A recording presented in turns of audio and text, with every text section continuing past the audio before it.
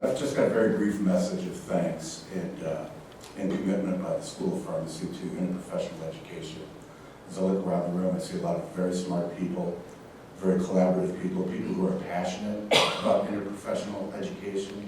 So I really have a lot of confidence that this group is going to come out with a plan that's really something that will really work for our School of Pharmacy and for the whole community here. Something that will be a shared vision of interprofessional education. And along with the schools of nursing, medicine, and veterinary medicine, School of Pharmacy is absolutely committed to interprofessional education. As a matter of fact, our director of interprofessional education, as many of you know, Joe Zorek, has left for the UW Health San Antonio to head up their IPE efforts. And Joe sat down with me and Mel DeVilliers, Casey Gallimore, and Susie Barnett.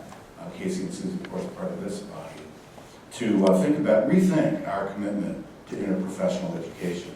Long story short is we're doubling our FTE commitment to interprofessional education. We looked at all the efforts that are going to really be necessary to move this forward. So we've doubled it.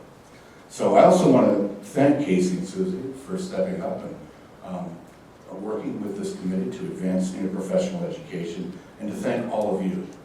Deeply, without you, we couldn't get this through. It wouldn't happen without your commitment, your dedication, and your hard work. So thank you very much. One of the best aspects of working here at UW-Madison is the wonderful collaborative nature of people who work here. People do want to get together, to hang together, a little scary, but to come together and really work hard for a shared vision. And that's what we're doing here again today. And our students are going to benefit from it, and the future patients are going to benefit from it. So I think this is a great thing. No pressure, but this has got to work. So thanks, everybody. I really appreciate all that you've done.